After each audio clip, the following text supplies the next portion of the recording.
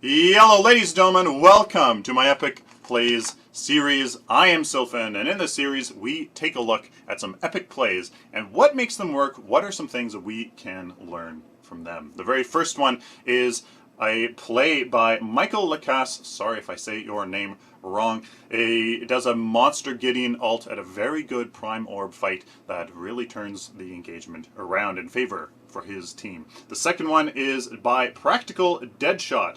It's just a great example of a good rotation by the friendly team to secure an advantage. Kind of early on. It's kind of early mid game, late early game. It's just a great rotation that I really wanted you to see. So let's head in game and check these plays out. So here we are. Of course, I click away.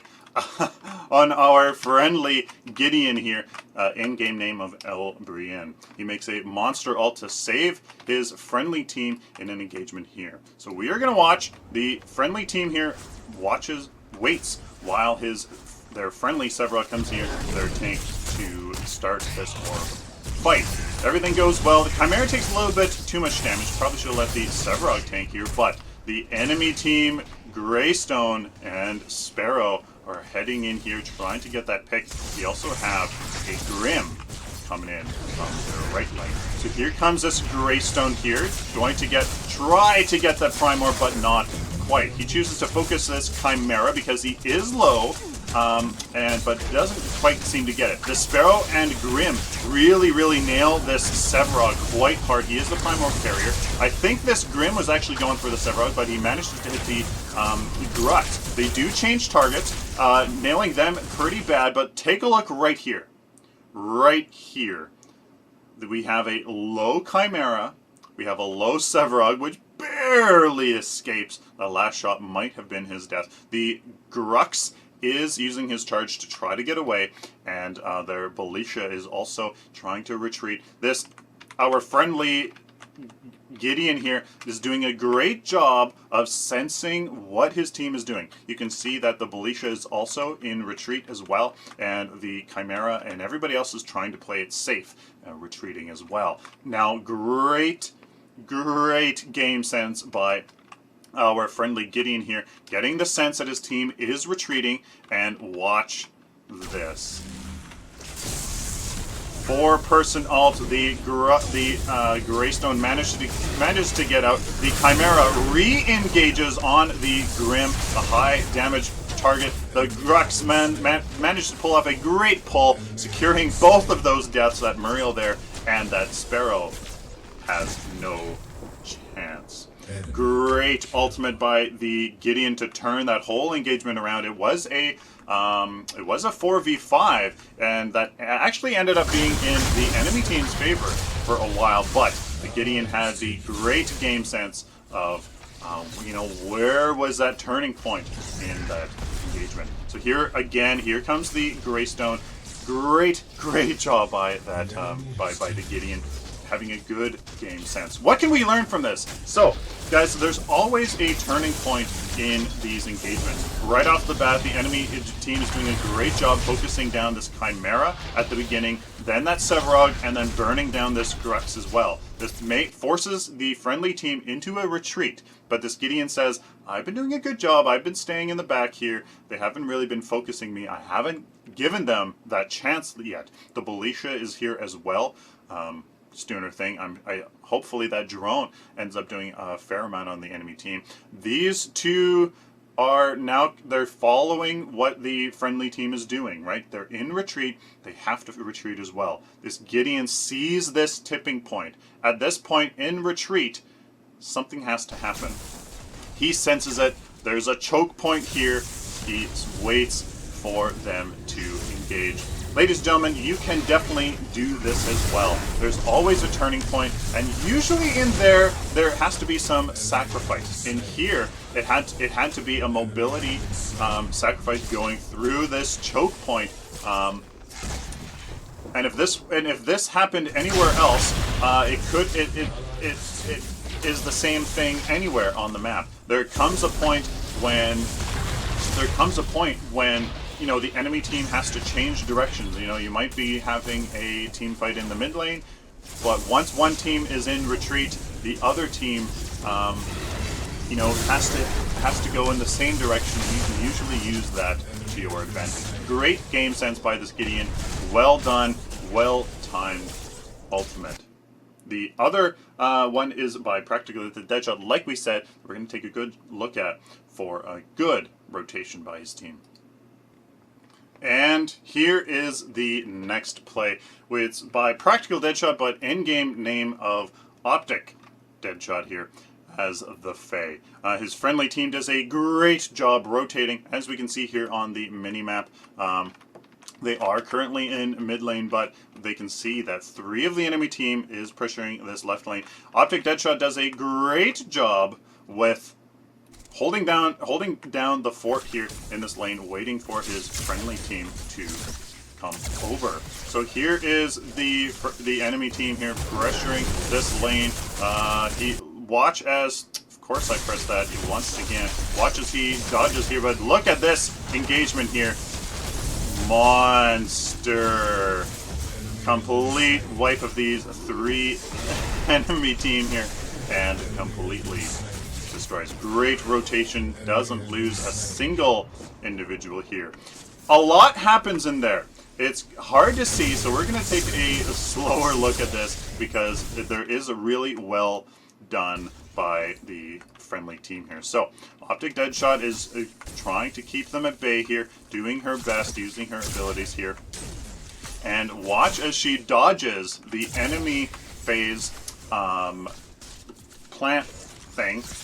Watch as he dodges here right to the right. So she sees that that's planted down. She stands right over here, right in between, dodges all of that. That would have been quite a damage burst there. But as the friendly team comes, she lands a great ultimate to pull them into the tower. I think the tower only gets 1 shot off, but watch as the friendly team rotates here. This would have been different. Those 2 enemies right here would have been probably about right over here, changing how the rest of this unfolds. The Grux comes in, pressures down this Fae. The Gideon ults up over from underneath in the jungle here, lands a great ultimate on top of everybody. But watch what this Murdoch does. It's actually quite fantastic. Watch as he nails his pushback to get these 2 enemy teams even deeper inside this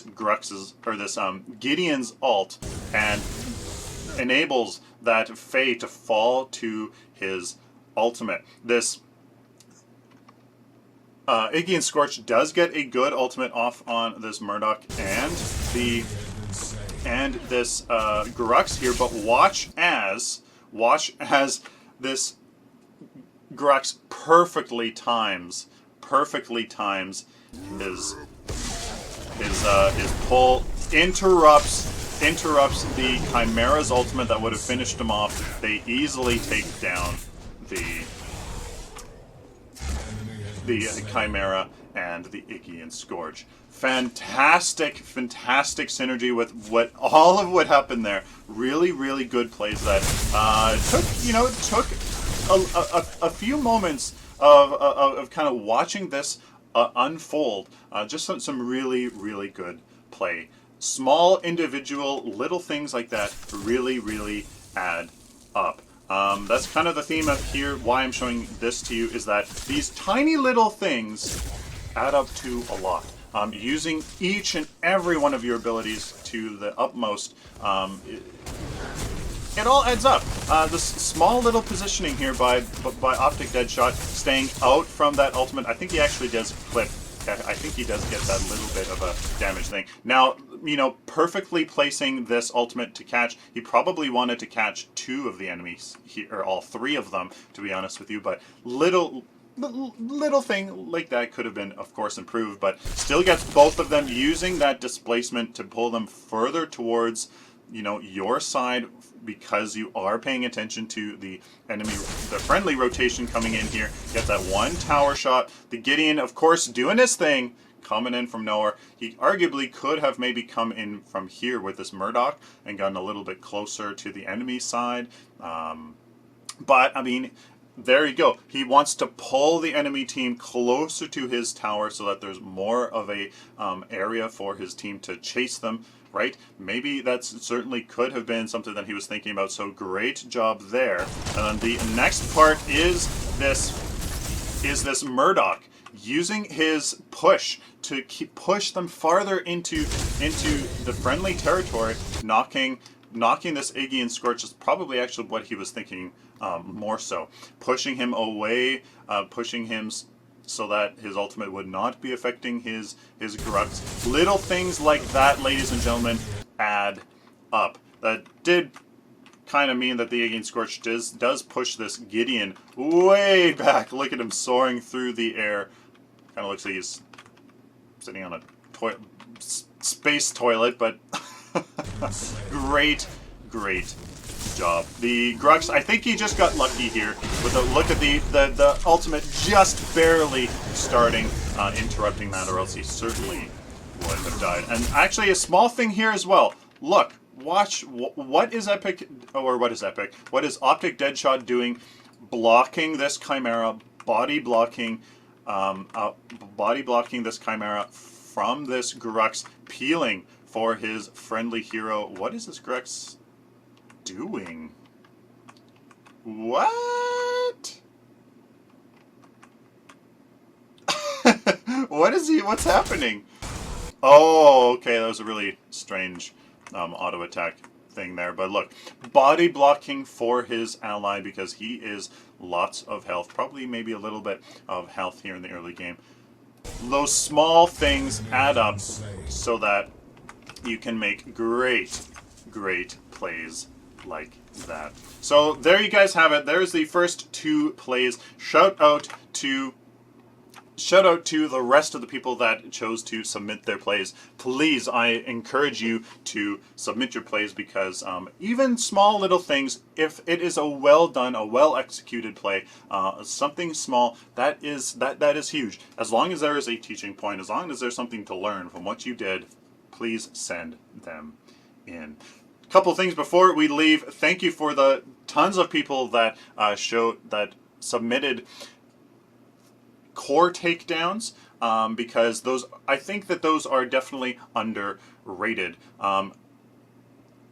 There is a strategy there that is very much viable. If you are a DPS hero that does a crazy amount of damage, you can definitely solo core when you have 60 CP. If you are two people that do a moderate amount of damage, you can definitely take down core. Pretty much if you're any three heroes, you can take down the core by yourself.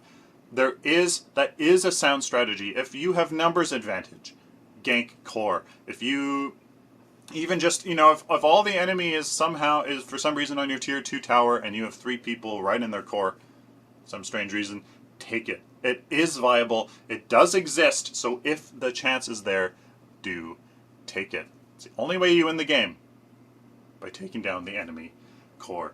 There you guys have it. Please submit your plays to sylphinparagon@gmail.com or leave it in the comment section below. Please use the title Epic Plays, the code, and the timestamp, and also include that in the description as well. Some of you unfortunately left either a few characters off on either side of the replay, so I couldn't find them because they were an incomplete code. And please give me the timestamp so that I'm not going there searching for hours, because I don't have that time, and I'm sorry. So there you guys have it. There you go. Hopefully you learned from a few of those. Please like this video if you like it, dislike it if you dislike it, share it with the community, of course, subscribe if you found this helpful or simply enjoyed these replays. Please subscribe so I can do it for you again in the future.